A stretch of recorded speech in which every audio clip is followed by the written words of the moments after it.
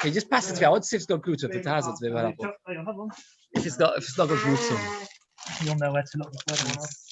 make it taste wheats. Yeah, pass. It says make What's the competition? Getting 4 bottles of whiskey. Oh, good evening, everybody. We're starting a competition Monday. Good luck. Good luck. They say the whiskey, they clean it out. 4 bottles of whiskey, cover the labels. There have to be 4 different values. Put on each one a number, 1, 2, 3, and 4. Everybody gets it. That's right. Everybody gets a tiny taste. Should become an event plan. That's right. Everybody gets a tiny taste. And you have to then label 1, 2, 3, and 4. You have to say what each one you think it is, like whether your famous grouse or what did you say, Johnny Walker? We can all pick. Right. Then you have to get 4 levels. What your level is. No. I want to see if anybody can actually tell the difference. That's what my cheshbon is. I'm sure you will be able to tell the difference. Would you be able to tell the difference? I told you the shiur. My son went to a shiur by Bavumi Aaron and Gateshead. They have a whole halacha shiur. No, Yossi Moore comes up with a very, very nice topic. He's a brilliant speaker. So, by the way, Bavumi Aaron came up with the drasha. He made a kiddush. And he didn't want to spend £200 a bottle of whiskey. But how much a bottle of whiskey? How much did that cost? £30. Okay, not so bad. Cheap one. And what he did was he poured a good whiskey into a cheap. No, he poured a cheap whiskey into an expensive, and only one person through the entire event. No. What's that teach you? What's that teach you? Teaches you. It's all Mishigas. No, it's not.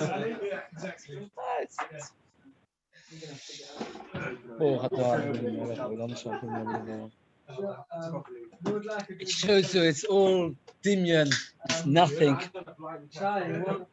Oh, perfect.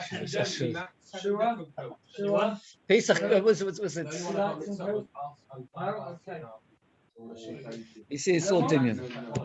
So that's showing right. If a person was to eat healthy, it would feel better. Look. We're up to Beis Samud Aleph 42a. By mistake, I put on the 41 on the YouTube. To see if they actually listen to the shiur, they just put it on and then do something else. We're up to Beis Samud Aleph, 10 lines from the top. The Mishnah says that the baker works on Pesach. During Pesach, he's baking matzahs. And he has water. What should he do with the water? Oh, but more than just chuck it out, where should he pour it? Somewhere where we're not cause other people to eat chametz. He has to pour it down the drain. One Beis says, you're allowed to pour it in a slopey place where it slides down, but not where it will make a puddle. And you're allowed to even pour it where it will make a puddle. Are you allowed to make a puddle or not? It's a machloikus in the Beis, a steer, a contradiction in the Beis. It says the Gemara, it's not a contradiction, no kasha. If it's a lot of liquids to cover, it will accumulate, and therefore it's forbidden. It's only a little bit, it will not accumulate, therefore it's not. And that is the halacha. What? On Pesach you would be allowed to, because it's not yet chametz. It's going to become chametz. It's okay. So if it's going to be a lot, they'll accumulate, then you're not allowed to pour it into a puddle. If it's not going to accumulate, then you're allowed to even pour it into a place. That's a simple halacha. Says the Gemara, Omar Yehuda, you're only allowed to use water of Maim Shalom. What's Maim Shalom? Water that's been drawn overnight. Why? Rashi explains, because when do we bake matzahs in Nisan? In Nisan, the sun is most of the time at the low. I showed my son because I was in another Gemara. Midday today, I went outside. Where was the sun? Did anybody notice? Very, very, very, very low. Very good. Very, very low. So in Nisan, it's very low, the sun. Since it's very low, the sun reflects on the rivers which are on the ground. And therefore, rivers in the ground are very, very warm. So therefore, you have to draw the water before night and keep it out of the river all night. Others say, because when the sun sets, it makes the sea underneath warm. I saw B'Yashiv writes a very interesting halacha. What would happen if you don't take Mayim Shalonu and you put it in the freezer? It's a lot colder than any Mayim Shalonu. It's no good. Chazal said it has to be Mayim Shalonu. Now there's a shayla whether B'diavad it's okay or not, but it's an interesting halacha. It's very hard to understand, right? Because at the end of the day, we know scientifically the waters of the streams are much colder in this summer because they've had all winter, the snow melting. That's what Chazal were that you have to use water which is shalom. Now the word shalonu can be understood as shalonu, that have slept. They can also be the shursh of shali, shalonu, hours. So the Gemara says an interesting story. Dolsho of master of Papunya, or master Darshanis in Papunya. Everybody the next day came and bought the jugs for also the gabe. Because they misunderstood, and they thought he meant my water. I meant water that slept, not water that is by me. It's a fascinating story. What in the world is the Gemara teaching us from this story? I saw 3 different Mepharshim, each from a different explanation what the story is teaching us. Anybody want to suggest? So we'll start with him. He says that you see a tremendous chachamim. Imagine he said, everybody had till then a big matzahs and nobody had ever used his water. They always use other people's waters. And yet he darshened it and they didn't question it. His water should be better. The munas chachamim of the Kehillah, he said, Ma'im Shalom. They thought it meant his water and they all went to get his water. Tremendous chachamim. The Maram Chalava says that you see that b'diavad you don't need Ma'im Shalom. Why? Because they all came to him with their jugs. And what did he say to them? I meant overnight. Well, what are they going to do now? Pashtas were talking about Erev Pesach and they needed to bake the matzahs. It was too late. Nobody had Ma'im Shalom. It's a vaya that b'diavad it's okay. That's what the Rav Chalava says. But mice we don't pass like that. The Ran says that it's a teaching and a person gives a shiur, he has to be extremely careful how he speaks to make sure that a person makes meaning clear. Just say I don't know why I remember this story was from some rabbinic authority years ago that it was Shabbos Parshas Nachamu, and the Rav, the English Shiur, was translating the Haftarah Nachamu Ami, comforting my people. And that afternoon, the whole kehillah came to him for tea. Come for tea. He has to speak clearly. I don't know what the best. But it's interesting, as Rashi says, you see with the Manas Chachamim, they couldn't have objected to him. Make a taste. They all come to him with their jugs. You see that when the Rav says something, they listen. Okay. A woman should not bake in the sunlight, and because of that, all the bakeries that bake matzahs have no windows. I once saw a sefer. I bought it because I was so excited. It's an interesting sefer with all the chumras, all the different chumras they have at baking matzahs. It's not such a thick sefer. It was fascinating chumras. For example, not have any windows in the bakery. It's dangerous to chumrah. Why? Because the sunlight shine in and get it warm. And not with something that got heated up by the sun. Let's say you have a boiler, and then what happened was the boiler's been off for a few days. So you want to use the water from it. It's cold. No. Since it was once hot, so therefore the nature of that water is that it will become chometz quicker, even though now it's cold, but it was once heated, so therefore it comes to it. She mustn't stop working even for a minute until she's finished. Because if you stop working, we said 18 minutes, what's the answer? That's maximum. Slightly more than that. Yeah, but why can't you stop for 30 seconds? It won't be more than 18 minutes. That's right. No, it says 18 minutes. The answer is over here, it's warm. Since it's warm, therefore it could take even less later. So if she stops, because in those days women used to bake. I remember my father used to tell me this. He found it always fascinating. When he moved to Bnei, my father lived in Bnei Brak, which was very fun. He said there was 2 sets of people in the kehillah. There were those that only bought from a certain bakery because they never used women. And they held that having men is more better because at the end of the day, men are more machbet.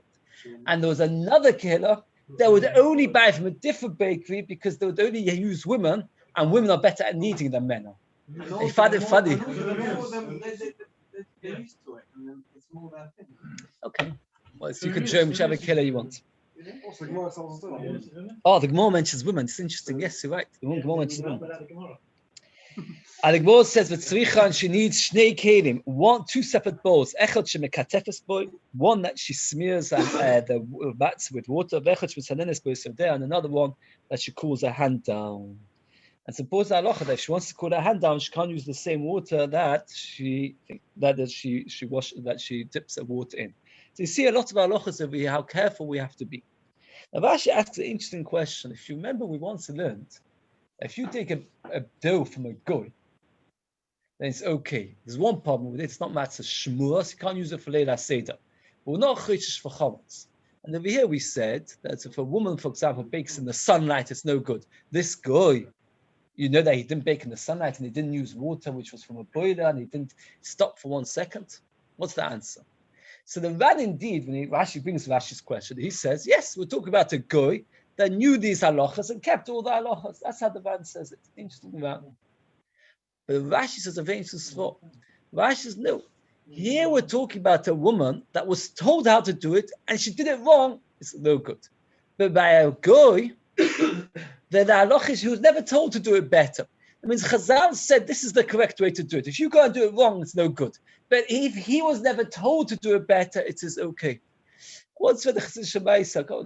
What's it? I've got the name of the Sefer, where he says there was a Chassid Shemaisa that he made matzahs with all the chumras, and then his Gabba took a knife which he once used for chumras to cut the rope, which is around the sack of the matzahs, so I can't use it. So he said, what are you going to use now? It's a Pesach. He said, I'll get it from another Yid. So you think that another Yid in Kehillah is going to be as machbe as you are? So the difference is, well, I don't know, I can't hurt you. That's what he said. So they're not those cynical words, but another Yid, I have to trust. Hey, that will never be so. I trust that he did it right. So I did it right.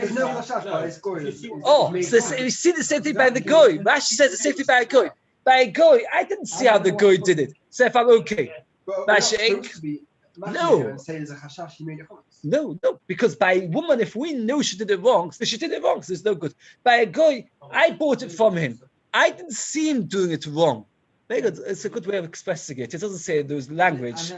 He says, by a Yid, I believe that he did it correctly. With my matzahs, I know that the knife which was used to open the rope, which was to wrap around the sack, was a chometz knife. It's no good. It's an interesting spot. You can take it or leave it.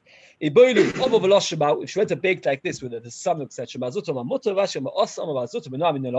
the Tanya Noisnasim, Pesach not allowed to soak barley on Pesach. If you did, Nispaku, if they opened their swim, no Nispaku Mutoin. So you see, not allowed to rinse your grain. And if you did, what's the halacha? It's mutter, as long as it doesn't become chometz. So the same thing over here, a woman was told not to bake in the sun and she did. So Rashi,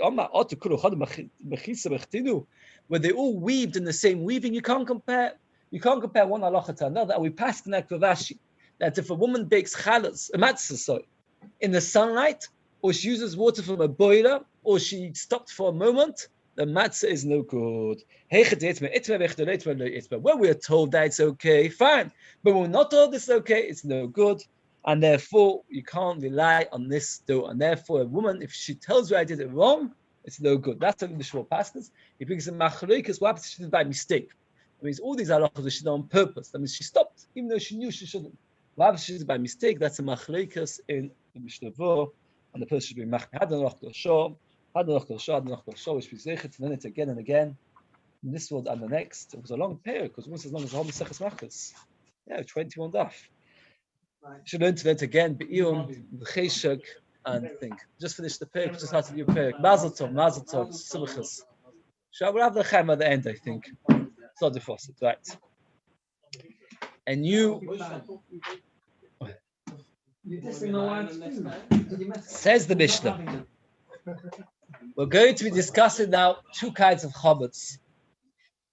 Chametz noiksha and chametz betaruvas. Chametz betaruvas means that you've got a item where chametz is only a small ingredient inside it.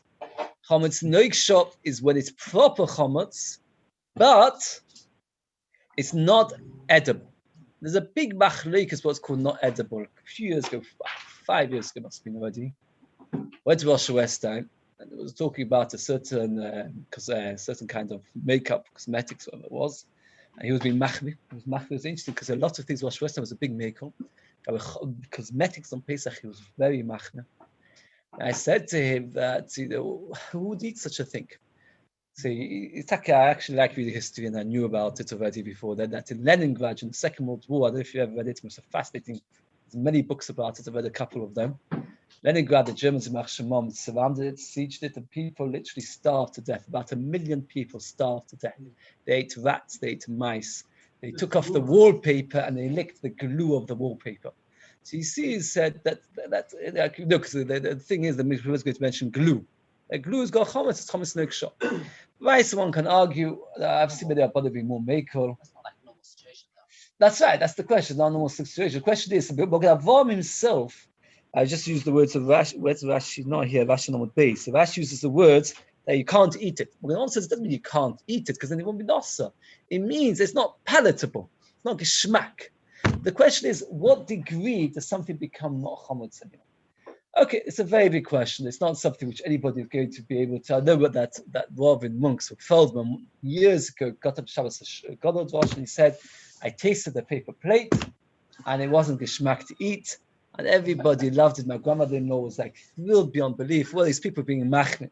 But the Moshe Westheim himself was machmir, and he wasn't a machmir person. The Moshe Westheim was a very big maker, because you saying it as a joke. Well, Feldman, anyway? Because at the end of the day, they spray it with the starch, and the starch can be eaten. What? Paper towels as well. I don't know. Each person has to ask. That's what I have a That's paper plates, not plastic plates. So they'll find an obscure like ingredient. Oh, okay, that's what actually. That's what I said. I don't know. I'm not. Don't rely on me on anything. Oh, yeah, that's for other things. So let's see the Mishnah. The word oven over here, big machik is showing what the word oven means. Rashi says, oven says Rashi, oven bali or bali motzah. According to Rashi, these chometz not only not allowed to eat it, oven bali or bali motzah. Tosfos brings another pshat. Oven means not oven bali or bali motzah. The word oven means to pass through the world. You have to get rid of them. But the Talmud says no. There's no issa bali or bali motzah, and oven means either you have to take them off the table, or even take it off the table, or even means you're over on eating it. But of course, there's no balyaros. It makes a big nafkimina, for example, all the things that you might not want to have, let's say your wife's cosmetics or perfumes and things like that, which have got alcohol, which could be chometz. According to Rashi, you'd have to sell them. According to this, you don't have to sell them. Okay, so Eilu Oven Pesach, I'm not going to pass because again, everybody asks the thing. It shouldn't matter, it is a chumon, etc. But, at the end of the day, as I said, was person's machmir, another is excited. Right, so that's the shayla, lipstick is the shayla, yes. Because they're repeating it. Kutach habavi, v'sheicho amodi, v'chimetz ha'adumi v'zeisim ha'mitzvi. 4 countries. Bavi make kutach, Modai make sheicho, adumi make chimetz, which is vinegar, zeisim mitzvi. The Gemara describes all 4 of these dips at great length. So when we get to the Gemara, we'll discuss it. 4? Oh, you're right. Bovel, Modai, Edom, Mitzi. Not bad. I never noticed. I'm sure somebody must speak about it. What? It is. Zeisma Mitzi. I know it's not included in the 4 Golius. I know, but okay. V'zimos shel tzavoim, Daya's paint, v'amiron shel tavochim, and the more talks about it, the flour of bakers, the kolon shel sofrim, and glue of shoemakers or scribes. More discussing. Even women's cosmetics. Anything which is made out of flour, as even the Pesach. The Mishnah says has no cause. So somebody asked me already, but after it was Thursday already, so we asked this question. So it comes out from this Mishnah. That if I eat a cream cake on Pesach, I will not be chayav cause. Because a cream cake is chometz b'tavovos. I was very surprised by the question. What? No, cream cake is a mixture of chometz and non. The Mishnah says, look at it. Elu ba'azov, ein ben mishum kos. There's no kos. Got nervous. Looked up Mishnah once from Tochman and Beis. Mishnah discusses it. He said like this. First of all, if it's a quarter chometz, or 1/8 chometz, sorry, then you are chayav kos. One is chayav kos. We're talking about where it's less than the 1/8.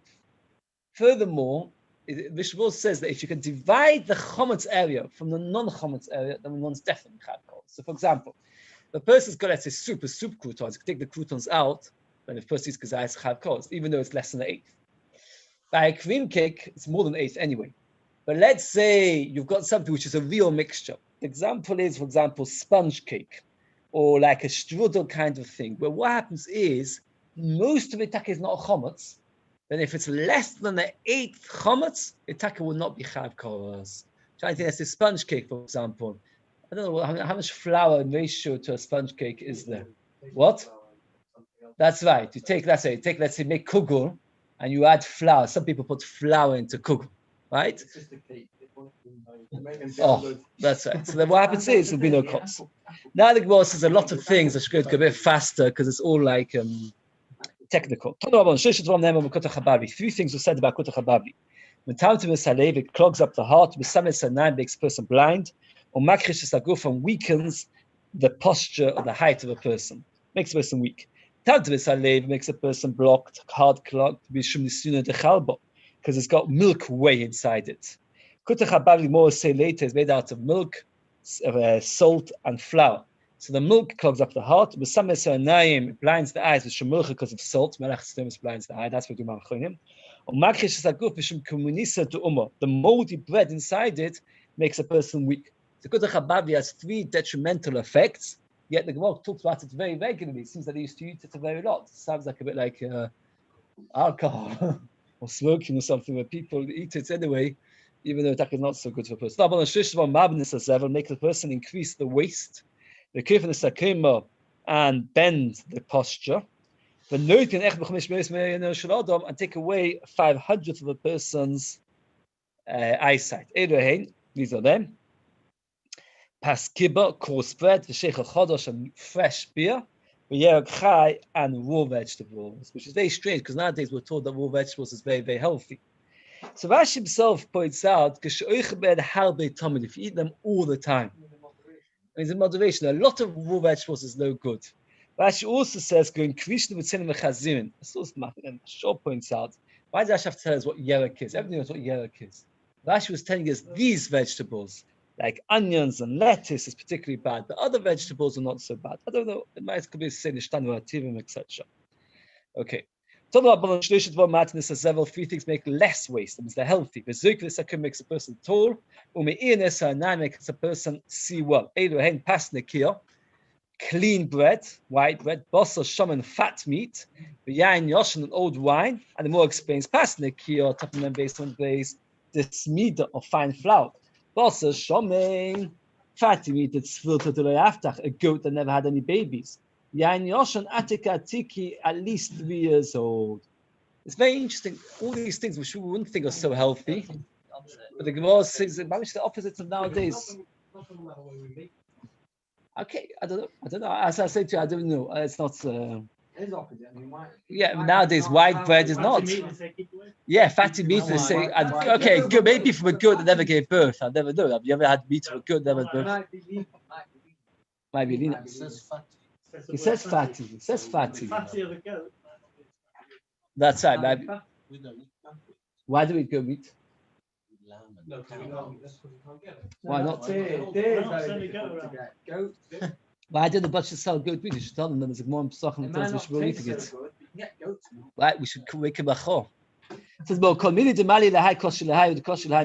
Gemara says that all foods, if they're healthy for one part of the body, they're unhealthy for another part of the body. I mean, and if they're unhealthy for one part, they're healthy for the other. That's right, you can't please everybody or the whole body. But except for certain things which are healthy for the whole body.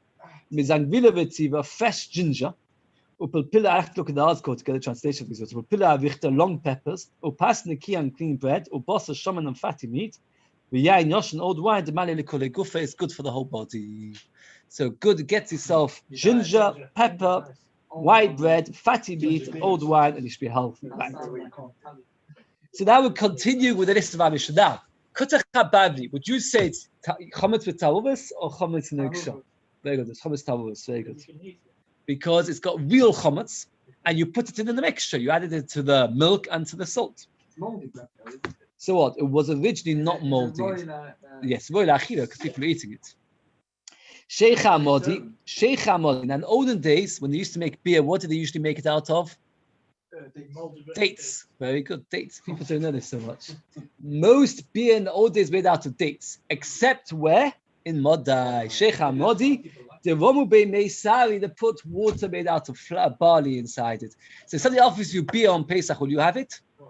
If it's made in Modai, you won't. Anywhere else, you can if you know that it's not made out of barley. Right. Vinegar and edrei. Now, how do you normally make vinegar? Does anybody know? Oh, very good. Now, if you've got poor quality wine, so what happens is eventually the wine gets moldy and vinegary on its own. If you've got very, very good quality wine, what happens is it does not become vinegar unless you add something to ruin it, and then it becomes vinegar. Now, in the time of the Beis Hamikdash, we'll give you a bit of an introduction over here. The wine in the Eretz Yisroel, because they brought wine on the Mizbeach, all the wine in Eretz Yisroel was blessed. So wine would never become vinegar. So if you wanted to make wine in Eretz Yisrael, what did you have to do? You had to add something to make it vinegar. But unfortunately, once Beis Hamikdash was destroyed, all the blessings that we have went over to the Goyim. Where do we know that from? Anybody know? Thought someone might know. Do you know? Okay, we'll come to it in a minute. Very good. So therefore, once all the blessings went to the Goyim, so their wine would not become mold, would not become vinegar unless you added something to it. So now, says the Gemara, sorry, vinegar that comes from Edom. Edom, you put that. Who put that? It's the four Goliaths. It's Edom. That the vinegar that comes from Edom, you can't have. Vinegar that comes from Eretz is okay, because what is it? It's just wine that went bad. But vinegar that comes from Edom is no good. The shot after the Chumah, the shot would be sour because they had to put in barley. Because when they used to bring common Pesachim from Eretz Yisrael, the wine in Eretz will never become vinegar. Actually, it's until they put inside it barley, and they would call it normal vinegar. Now the Goyim's wine doesn't become vinegar. Actually, even until they put inside it barley. And they call it Edom vinegar.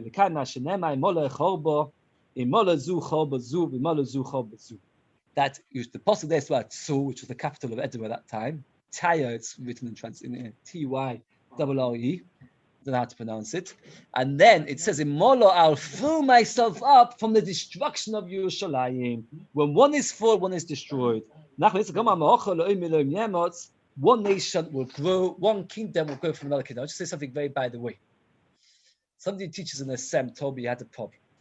Decided to give the children, the girls, a Shiur of Chizuk. So he read from a beautiful, beautiful book called Voices in the Silence. It's one of the most amazing books there is. Voices in the Silence. I've read it dozens and dozens of times. Voices in the Silence. What happened was, what happened was she went to a Russian school. And the teacher came in and said, who wants ice cream? So what do you think the children said? Me, everybody shall be. Pray to God for ice cream. All prayed. No ice cream. Pray to Islam, Muhammad, no ice cream. Pray to Stalin. Stalin, we want ice cream. And suddenly a teacher would roll in with a tray of ice cream of all the different delights. And what happened was, they're probably too scared to say a word, but what happened was, they indoctrinated them. At the end of the day, he had Ashwa. And he wanted to give them a shiur about the thing. So one of the girls put up her hand and said, Lamaisa, if we all prayed for ice cream now, would the ice cream come in? No. So they're not completely wrong. That's what he said. That's what the girl said. He said to me, it spoiled his shiur. What? The shiur had the opposite effect.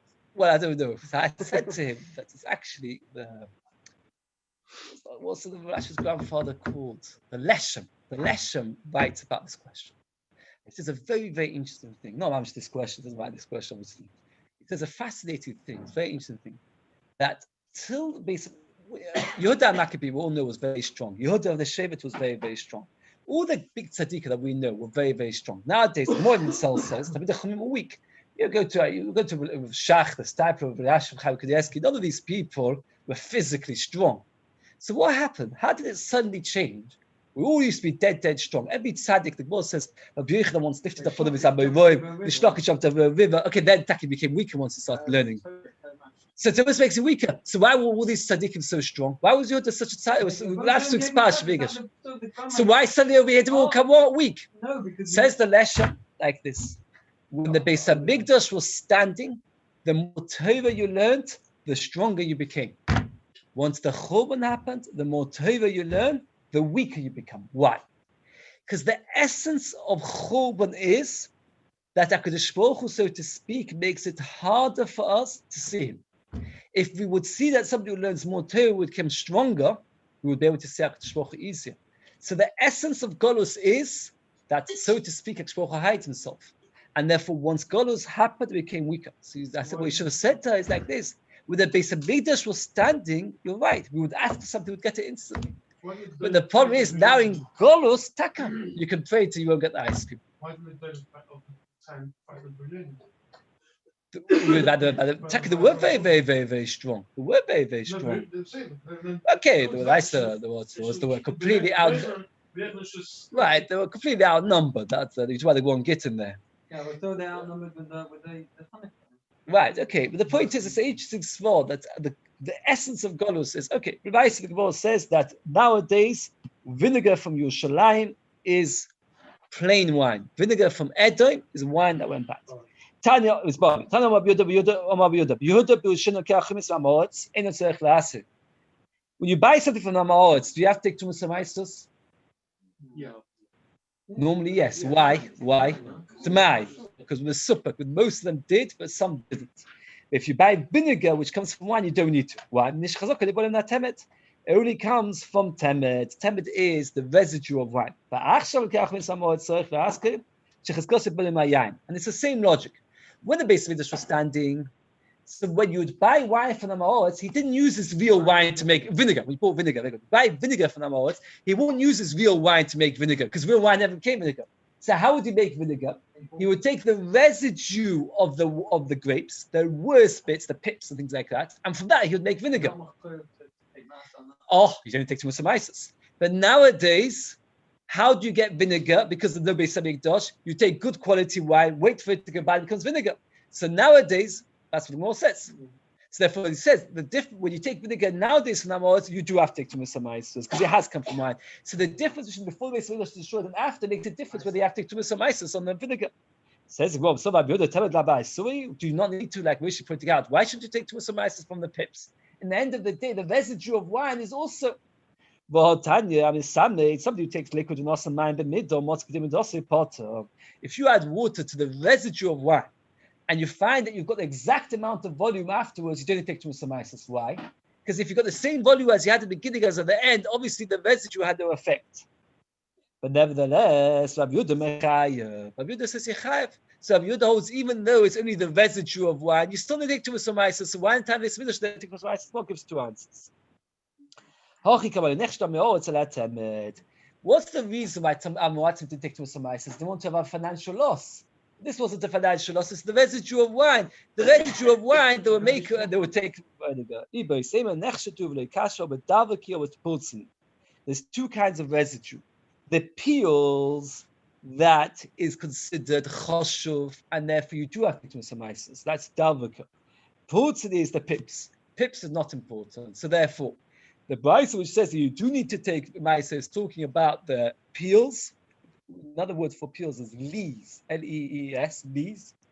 But pultzini you don't need to. So Maisa, if you buy vinegar from Amaretz, do you need to take Tumas Hamaisos? It depends. If the Beis Hamikdash is not standing, say like it came from wine, so you do need to take Tumas Hamaisos. If the Beis Hamikdash is standing, so then what happens is like this. If it's made from peels, then you do need to take Tumas Hamaisos, but from pips, you don't need to take Tumas Hamaisos.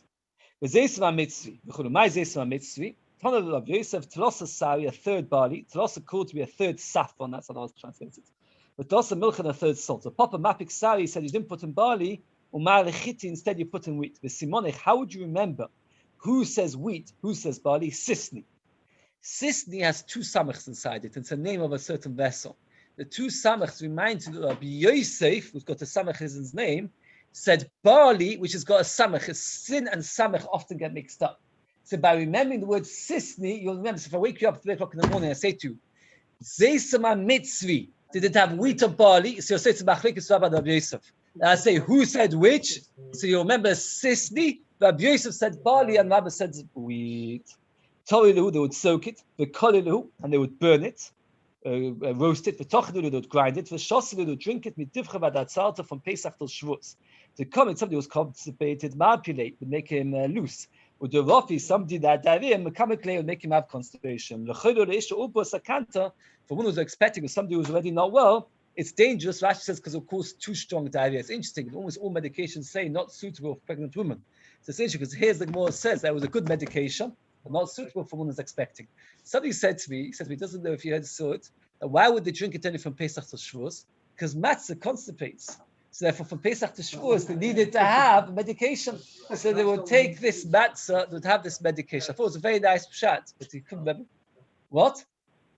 So the matzah constipates, therefore they would have this liquid again. So what's Zesa Mitzvah made out of? A third saffron, a third salt, and a third barley, or wheat. Very good. Brand water. The tzavur they would dye with it red skins. Now here we're moving in to not chametz b'tavuvas till now. This is chametz nogsha. It was a paint. Paint is chametz nogsha. Why is paint chametz nogsha? Because it's not palatable. Oh, so where's Rashi? I want to read out the words of Rashi. No, not here yet. So it says it's not geschmack to eat it, and therefore it is not. It's only dabon. Okay.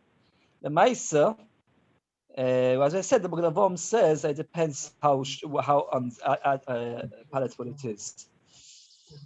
There's a big machlokes Rishonim, tastes some Beis and Dalef. It's a very short taste, but in tastes and others. What about chometz noiksha betaruvos?